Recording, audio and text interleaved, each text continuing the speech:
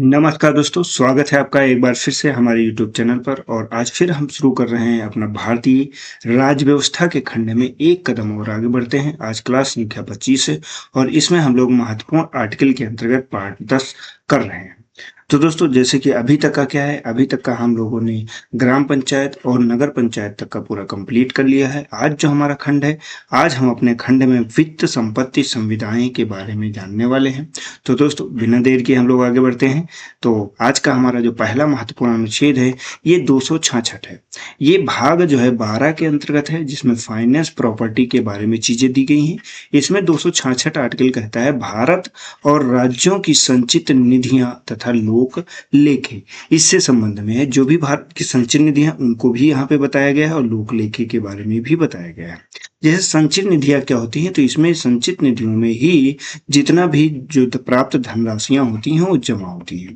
प्राप्त धनराशि, जो भी प्राप्त धनराशि होगी वो इसी में जमा होगी, और जब खर्च करने का नंबर आएगा तब खर्च भी इसी से ही की जाती है। तो इसीलिए आपको ये याद रखना है। जैसे इसमें क्या क्या शामिल हो जाता है, तो इसमें कर शामिल हो जाते हैं, जो शुल्क होते हैं शुल्क भी शामिल हो जाते हैं, जो भी राजस्व प्राप्त होता है वो सभी राजस्व इसी के अंतर्गत शामिल कर दिया जाता है। ये अगर इससे यहाँ कोई धनराशि खर्च करनी होती है तो खर्च करने के लिए क्या करता है, यहाँ पे संसद ही प्राधिकृत होती है। क्यों? तो संसद ही इससे धन निकाल सकती है और संसद ही इससे धन खर्च भी कर सकती है। इस चीज को यहाँ पे याद आपको रखना है। क्लियर बेटा? इस चीज को यहाँ पे याद रखिएगा।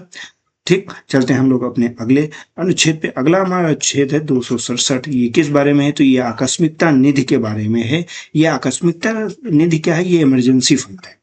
जब कभी ऐसी परिस्थिति होती है जब सरकार के पास पैसा ना हो एवं खर्च करना आवश्यक हो, उस स्थिति में ऐसा जो है यहाँ से धन निकासी की जाती है। तो यहाँ पे इस चीज को यहाँ याद रखना है। इसका संचालन कौन करता है, तो इसका संचालन संसद के द्वारा किया जाता है। और डायरेक्ट किसके कंट्रोल में रहता है, तो यहाँ पे आपके राष्ट्रपति महोदय के डायरेक्ट कंट्रोल में रहता है। राष्ट्रपति कभी भी चाहे तो इस इमरजेंसी फंड से फंड को निकाल सकते हैं। इसका इस फंड को किसी भी मद में खर्च कर सकते हैं, लेकिन बाद में इसे रिफंडेड का भी ऑप्शन होता है। जैसे आप क्रेडिट कार्ड यूज करते हैं ना, एक बार क्रेडिट कार्ड से आपने पैसा लिया, बाद में दोबारा फिर से आपको क्रेडिट कार्ड में पैसा जमा करना पड़ेगा, लेकिन उसमें ब्याज वगैरह सिस्टम होता है, इसमें ब्याज वगैरह सिस्टम नहीं होता।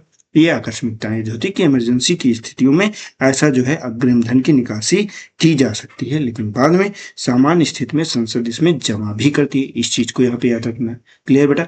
चलते हैं हम अपने अगले अनुच्छेद पे। हमारा अगला अनुच्छेद है 275। इसमें कुछ राज्यों को संघ से अनुदान के बारे में दिया गया है, जो है चीजें दी गई है, ग्रांट्स फ्रॉम द यूनियन। अब इसमें क्या है, संसद विधि द्वारा। ठीक, कैसे देती है, तो संसद विधि द्वारा देती है। ऐसे नहीं दे देगी उठा के कि किसी को भी जो है आपका पैसा उठाया और दे दिया गया। संसद विधि के द्वारा, विधि के द्वारा किसे सौंपती है, तो राज्य को सौंपती है। और कहां से निकालती है, तो संचित निधि से निकालती है। संचित निधि से। इसमें क्या है, ये जो अनुदान होता है बेटा, ये अलग अलग राज्यों के लिए अलग अलग हो सकता है, क्योंकि ये एक सहायता के लिए दिया जाता है। कभी कभी क्या है, किसी राज्य को ज्यादा जरूरत होती है तो किसी राज्य को कम जरूरत होती है। मान लीजिए किसी के यहाँ कोई इमरजेंसी हो गई, जैसे बाढ़ हो गया, भूकंप हो गया, ऐसी कोई घटना घट गई, तो जैसे पहाड़ी एरिया हो गया तो वहां पे ज्यादा मिलती है। और जो सामान्य एरिया होते हैं जैसे कि उत्तर प्रदेश हो गया, तो यहाँ पे कम दिया जाता है, क्योंकि ये मैदानी इलाका है, इतनी वैसी घटनाएं होती नहीं, तो यहाँ पे अनुदान कम रहता है। तो इसलिए इस चीज को यहाँ पे याद आपको रखना है। अगले महत्वपूर्ण अनुच्छेद पे चलते हैं। हमारा अगला महत्वपूर्ण अनुच्छेद है 279 का ए ऑप्शन। ये क्या है, ये बेटा आपके संविधान संशोधन के माध्यम से शामिल किया गया। ये है आपका वस्तु एवं सेवा कर परिषद के बारे में, काउंसिल ऑफ द टैक्स। ठीक, तो इसके देखिए शामिल करने के लिए कौन सा कॉन्स्टिट्यूशन अमेंडमेंट लाया गया, ये 101वां संविधान संशोधन 2016 के माध्यम से इसे इसमें शामिल कर दिया गया। यही आपकी कैसी, यही आपको जीएसटी काउंसिल के नाम से हम इसे जानते हैं। ठीक, इसमें क्या है, ये सुगमता और कुशलता से जो है काम करने के लिए इसे बनाया गया था। इसमें जो है राष्ट्रपति आदेश के बाद से ही काउंसिल की स्थापना की गई है। इस काउंसिल की जो यहाँ पे काउंसिल है, इसका मुख्यालय हेडक्वार्टर की अगर बात करते हैं तो ये हेडक्वार्टर आपका दिल्ली है।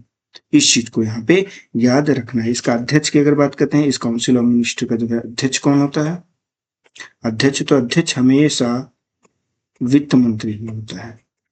कौन सा? वो भी केंद्रीय वित्त मंत्री होता है। उपाध्यक्ष हमेशा क्या होता है? राज्यों के द्वारा नामित व्यक्ति होता है, और ये एक क्रम में बदलते भी रहते हैं, परिवर्तित होते रहते हैं। तो इस चीज को यहाँ पे आपको याद रखना है। ये वस्तु एवं सेवा कर के बारे में हो गया। अगला जो आर्टिकल है ये आपका बहुत बार पेपर में पूछा गया है। अनुच्छेद संख्या है 280। ये एक बार नहीं, हजारों बार पेपर में पूछा गया, इसलिए इसे जरूर याद रखिएगा। वित्त आयोग की स्थापना की बात करता है, मतलब फाइनेंस कमीशन की यहाँ पे स्थापना की गई है। ये कैसी संस्था है? तो ये पहली चीज आपको यहाँ पे याद रखना है, ये एक प्रकार की अर्ध न्यायिक संस्था। कैसी संस्था है? अर्ध न्यायिक संस्था है। इस चीज को यहाँ पे आपको याद रखना है। यहाँ पे इसकी स्थापना या इसका गठन कब किया जाता है? तो इसका गठन जो है आपका राष्ट्रपति महोदय के द्वारा किया जाता है। राष्ट्रपति द्वारा किया जाता है। और कब किया जाता है? तो ये बेटा आपका प्रत्येक 5 वर्ष पर। कितने दिन पे? तो प्रत्येक 5 वर्ष पे इसका जो है गठन किया जाता है। यहाँ पे एक चीज है, अगर बात करते हैं जो ये आपका वित्त आयोग है, इसका कार्यकाल कब तक के लिए होता है? तो कार्यकाल भी कौन तय करता है? आपका राष्ट्रपति ही तय करता है। कार्यकाल राष्ट्रपति के द्वारा निर्धारित, राष्ट्रपति द्वारा निर्धारित। इस चीज को यहाँ पे आपको याद रखना। योग्यता क्या है? योग्यता चयन विधि जो है संसद जो तय करती है, वो यहाँ पे योग्यता हो जाती है। योग्यता संसद विधि द्वारा जो है निर्धारित, जो भी विधि द्वारा निर्धारित किया जाएगा वो यहाँ पे आपकी हो जाएगी। इस चीज को यहाँ पे याद।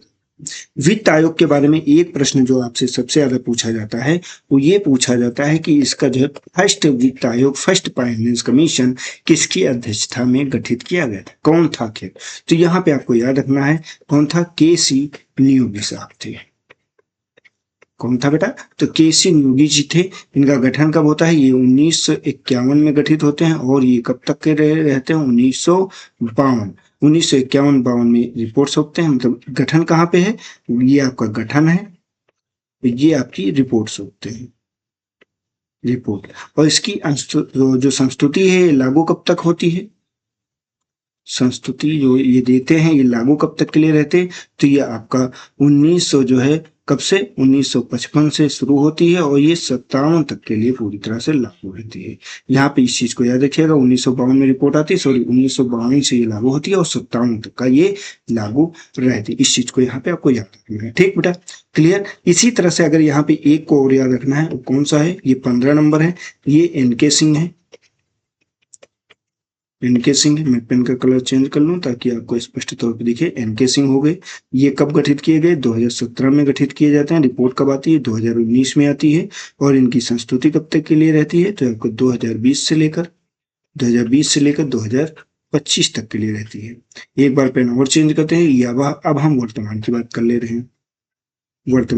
वर्तमान कौन से हैं? 16वां वित्त आयोग है। ये किसकी अध्यक्षता में गठित किया गया है? ये अरविंद पंगड़िया, पंगड़िया की अध्यक्षता में गठित किया गया। कब गठित किया गया? 2023 में आपको गठित किया गया। और इसकी जो संस्तुति है ये आपका 2026 से लागू होगी। और कब तक के लिए लागू रहेगी? ये 31 तक के लिए लागू रहेगी। तो इसलिए फाइनेंस जो वित्त आयोग है, वित्त आयोग के संदर्भ में इतनी सारी चीजें आपको याद। पहली चीज अर्धन्यायिक संस्थान है, और दूसरी चीज किसके द्वारा गठित किया जाता है? तो राष्ट्रपति के द्वारा गठित किया जाता है। प्रत्येक 5 वर्ष पर गठन होता है। कार्यकाल जो है राष्ट्रपति द्वारा निर्धारित किया जाता है। योग्यता क्या है? संसद द्वारा विधि द्वारा जो भी निर्धारित की जाए। और पहला जो आपका यहाँ पे आयोग की स्थापना की गई थी, ये केसी न्योगी की अध्यक्षता में गठित किया गया था, जो कि कब था? 1951 में था। वर्तमान समय में आपका 16वां जो है आयोग चल रहा है, ये अरविंद पंगड़िया की अध्यक्षता में। तो इतनी सारी चीजें आपको इसके बारे में, वित्त आयोग के बारे में याद रखना है। ठीक है बेटा, क्लियर? चलते हैं हम लोग अपने अगले अनुच्छेद पे। अगला हमारा अनुच्छेद है अनुच्छेद संख्या 301। अब ये क्यों हमारे लिए इंपॉर्टेंट देखिए बेटा, 2 फैक्टर। पहली चीज क्या है? पहली चीज तो ये संविधान संशोधन के माध्यम से लाया गया। कौन सा संविधान संशोधन था? 44वां संविधान संशोधन 1978। इसके द्वारा यहाँ पे शामिल किया गया। और कहाँ से शामिल किया गया था? तो यहाँ पे आपको जो संपत्ति का अधिकार था, कहाँ से? मूल अधिकार से। मूल अधिकार। अब मूल अधिकार में कौन कौन से थे? एक आपका बेटा 19 का 1 का 4 था। ठीक। और दूसरा आपका कौन सा था, 31 स्थान। ये दो अधिकारों को उठाकर कहाँ पे मर्ज कर दिया गया था, आपका 301 एक का बना दिया गया था। क्यों? इसलिए क्योंकि बेटा ये जो संपत्ति है, संपत्ति के अधिकार से संबंधित, इसमें विधि के प्राधिकार के बिना व्यक्ति को संपत्ति से वंचित ना ही किया जाना चाहिए, इसे संपत्ति का अधिकार जो है कहते हैं। क्लियर? इस चीज को पहले क्या था, पहले आपका जो है ये मूल अधिकार में शामिल था, वहां से यहाँ पे डाल दिया गया, तो इसीलिए कई बार प्रश्न पेपर में पूछा जा चुका है, तो इस चीज को यहाँ पे याद आपको रखना है। ठीक बेटा? क्लियर? कोई दिक्कत तो नहीं, यहाँ पे कोई दिक्कत नहीं।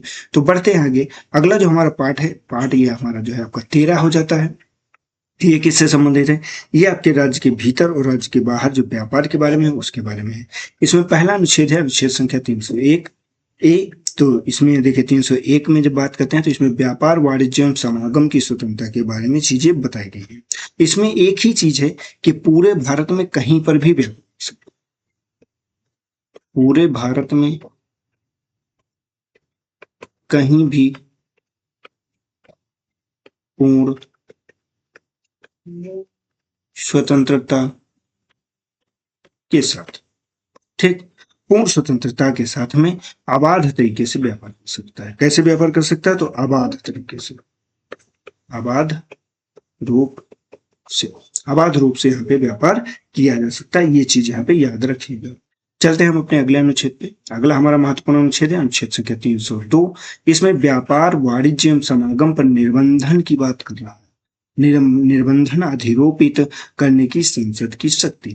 तो एक चीज यहाँ पे याद रखिएगा, कभी भी ऐसे मामले जहां पे लोकहित सम्मिलित, लोकहित सम्मिलित, इस संबंध में क्या है, व्यापार पर रोक लगाई जा सकती है, व्यापार पर रोक को लगाया जा सकता है। वो कैसे? विधि बनाकर। ये भी चीज याद रखिएगा, कैसे? तो यहाँ पे विधि बनाकर, बिना विधि के किसी भी व्यापार को रोका नहीं जा सकता। ठीक, इस चीज को यहाँ पे याद रखिएगा। जैसे व्यापार के कैसे व्यापारों को रोका जाता है, जैसे कि वेश्यावृत्ति व्यापार होता है, या फिर आपका नशे वाले जो मादक पदार्थ होते हैं उसके व्यापार को रोका जाता है।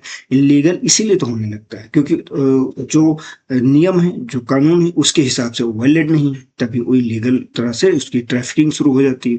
तो इसलिए इन चीजों को यहाँ पे आपको याद रखना है बेटा। ठीक है, तो आपका आज का सेशन कैसा रहा? आज के सेशन में हम लोग यहीं तक रखते हैं, क्योंकि नेक्स्ट सेशन में जो है हम लोग अखिल भारतीय सेवाओं के संदर्भ में देखेंगे। जो हमारा भाग 14 है उसके बारे में देखेंगे, सर्विसेज हैं उनको देखेंगे।